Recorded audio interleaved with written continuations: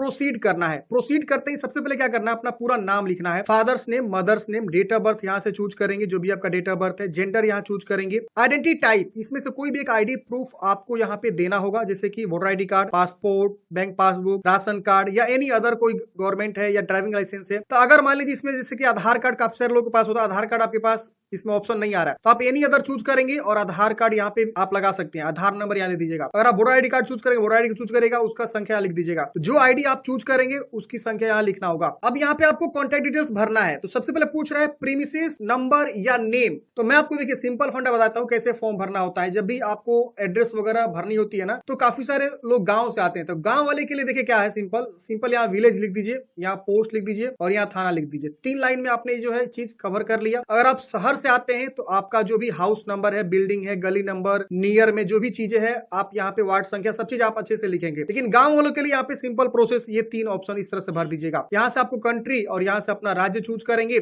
यहाँ से आपका डिस्ट्रिक्ट खुल के आएगा और पिन कोड यहाँ लिख देंगे। तो ये आपका सिंपल जो है कॉन्टैक्ट डिटेल्स है। उसके बाद यहाँ पे आपको जो है ईमेल एड्रेस लिखना है, दोबारा से ईमेल एड्रेस को लिखना है, मोबाइल नंबर लिखना है, दोबारा से मोबाइल नंबर को लिखना है। इसके वजह से लैंडलाइन नंबर है, सिटी वगैरह मांग रहा है, ये ऑप्शनल है, यहाँ लिखा हुआ है देखिए। अगर भरना चाहते तो भरिए, इसे छोड़ सकते हैं। इसमें से पूछ रहा है आपका परमानेंट एड्रेस, और फिर अगेन पूछ रहा है कि क्या आपका जो प्रेजेंट एड्रेस आपने जो ऊपर में लिखा हुआ है ये वाला, ये सेम है आपका परमानेंट एड्रेस की तरह। तो इसको टिक करेंगे, यहाँ सेम जो है कॉपी हो जाता है। तो इस तरह से आप जो है भर लेंगे एड्रेस को। यहाँ पासवर्ड आपको बतानी है, पासवर्ड 8 से 13 कैरेक्टर के बीच लॉन्ग होना चाहिए। एक अपर केस, एक लोअर केस, एक न्यूमेरिक वैल्यू आप ऐड करेंगे और @ इसमें से कोई भी आप जो है स्पेशल कैरेक्टर यूज करेंगे। एग्जाम्पल की बात करें, मान लीजिए सपोज आपका नाम राजू है, तो RAJU @ 123 ऐसे करके आप जो है भरेंगे। पासवर्ड इजिली आपका ले लेगा। तो हम यहाँ पे पासवर्ड यहाँ पे बना लेते हैं और दोबारा से कंफर्म यहाँ पे पासवर्ड भी आपको कर देना। ये पासवर्ड इसलिए बना रहे हैं ताकि इन द फ्यूचर जब भी आपको लॉगिन करना हो, इसी जो है पासवर्ड से आप लॉगिन करेंगे। इसमें से सिक्योरिटी क्वेश्चन कोई भी आप चूज करेंगे, जो भी आपका ऑप्शन अच्छा लगे, और उसका आंसर आप यहाँ पे कुछ भी दे सकते हैं। उसके वजह से इस कैप्चा कोड को भर के सबमिट करेंगे। सबमिट करते हैं फ्रेंड्स, यहाँ पे आपको जो है कंफर्मेशन पेज खुलेगा। आप सभी जानकारी को मिलाएंगे और यहाँ पे सबको टिक कर देंगे कि हाँ, ये सारा जानकारी जो आपने दिया हुआ है, ये सब चीज आपने सही दिया हुआ है, सबको टिक कर देना है। और उसके बाद से यहाँ एग्री करना है। अगर आपका कुछ भी गलती है तो आप यहाँ एडिट कर लीजिएगा रजिस्ट्रेशन कंप्लीट करने से पहले। नहीं गलती है तो सबमिट एंड सेंड ओटीपी पे क्लिक करेंगे। क्लिक करते ही आपको यस करना होगा। यस करते ही आपके उस मोबाइल नंबर पे ओटीपी चला जाएगा। ओटीपी को यहाँ लिख के सबमिट रजिस्ट्रेशन फॉर्म पे क्लिक करेंगे। सबमिट करते हैं फ्रेंड्स, आपका देखिए पहला स्टेज कंप्लीट हो जाता है। रजिस्ट्रेशन का जो ऑप्शन है वो कंप्लीट दिखा रहा है। अब आपको यहाँ पे जो है ईमेल वेरीफाई करना है। मोबाइल आपका वेरीफाइड है, ईमेल पे क्लिक करेंगे। आपको यहाँ पे जो है सिक्योरिटी पिन भरना है। उसकी बस यहाँ पे सबमिट करेंगे, आपके ईमेल एड्रेस पे भी ओटीपी चला जाएगा। उस ओटीपी को वेरीफाई कर लेंगे। क्या देखिए ओटीपी आ गया लिखने का।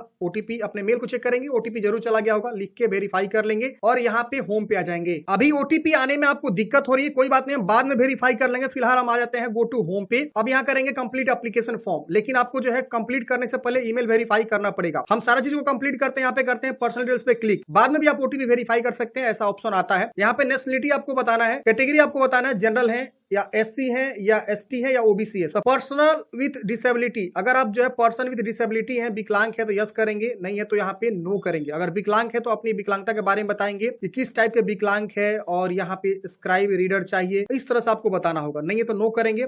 इंप्लॉयमेंट स्टेटस पूछ रहा है, आप इंप्लॉयड है एज अ टीचर या नॉट इंप्लॉयड, तो ऑप्शन है, आप अपने अकॉर्डिंग चूज करेंगे। उसके बाद से आपको सिक्योरिटी पिन को भरना है। उसके बाद से आपको जो यहाँ पे सेव एंड नेक्स्ट करना है। सेव एंड नेक्स्ट करते ही अगले स्टेप में आपको आता है अप्लाई फॉर। अब यहाँ पे आती है सबसे इंपोर्टेंट बातें कि आपको यहाँ पे चूज क्या करना है और किस तरह से आपको जो यहाँ पे चॉइस करनी है, लैंग्वेज वगैरह के बारे में। यहाँ पे आप समझिएगा, मैं एक एक करके सारी चीजों को बताऊंगा, हर एक ऑप्शन के बारे में बताऊंगा। सबसे पहले पूछ रहा है कि आप पेपर 1 जो 1 से 5 तक होता है उसके लिए अप्लाई कर रहे हैं, या आप पेपर 2 के लिए अप्लाई कर रहे हैं, या दोनों के लिए अप्लाई कर रहे हैं, बोथ का भी ऑप्शन है। तो आप अपने अकॉर्डिंग यहाँ पे देखेंगे एजुकेशनल क्वालिफिकेशन के अकॉर्डिंग कि आप जो है पेपर 1 के लिए एलिजिबल है या पेपर 2 के लिए या दोनों के लिए एलिजिबल है। आप चाहे दोनों के लिए एलिजिबल है तो दोनों के लिए भी आप चूज कर सकते हैं। सपोज आप दोनों के लिए एलिजिबल है तो यहाँ पे आपसे पूछ रहा है कि लैंग्वेज 1 आपका क्या रखना चाहते हैं और लैंग्वेज 2 आप क्या रखना चाहते हैं। तो अपने अकॉर्डिंग यहाँ पे चूज करिएगा। उसकी वजह से मिनिमम एजुकेशनल क्वालिफिकेशन क्या है, क्लास 1 से 5 के लिए जो पेपर 1 आपने चूज किया हुआ है, क्योंकि हमने यहाँ पे तो दोनों चूज किया ना, तो दोनों का अलग अलग मांग रहा है। यानी पेपर 1 जो आप देंगे उसके लिए आप मिनिमम एजुकेशनल क्वालिफिकेशन क्या फुलफिल करते हैं। तो यहाँ पे देखिए 6 ऑप्शन है।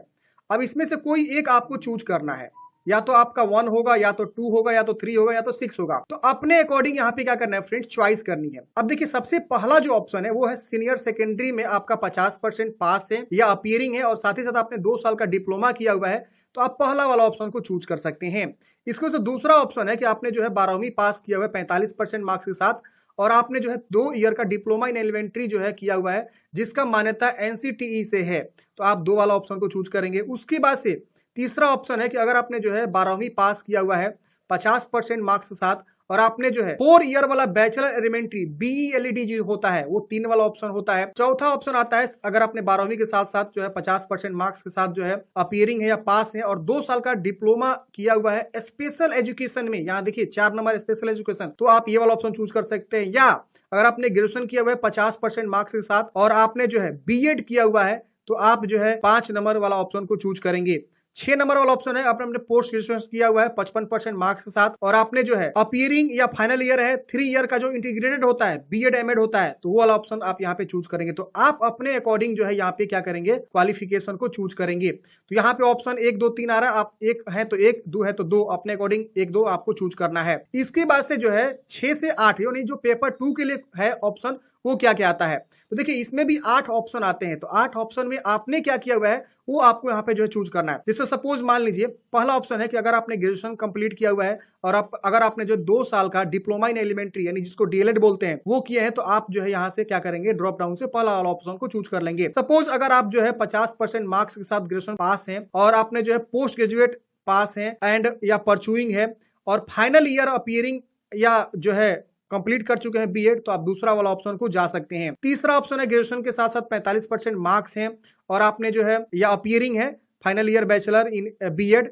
तो आप इसके लिए आवेदन दे सकते हैं जिसका मान्यता जो है एनसीईटी जो रिकॉग्नाइज नॉर्म एंड प्रोसीजर होता है, रेगुलेशन जो इंस्टीट्यूट होता है उसके अकॉर्डिंग है, तो आप जो है तीसरा वाला ऑप्शन को चूज करेंगे। चौथा ऑप्शन आता है फ्रेंड्स सीनियर सेकेंडरी 12वीं के साथ साथ आपने जो है 50% मार्क्स जो है आपने किया हुआ है और जो 4 साल वाला होता है ना फ्रेंड्स, यहाँ पे देखिए pursuing appearing in final year 4 year bachelor in elementary education BElEd किए हुए हैं, तो आप इसके लिए एलिजिबल हैं, दूसरे पेपर के लिए आवेदन दे सकते हैं।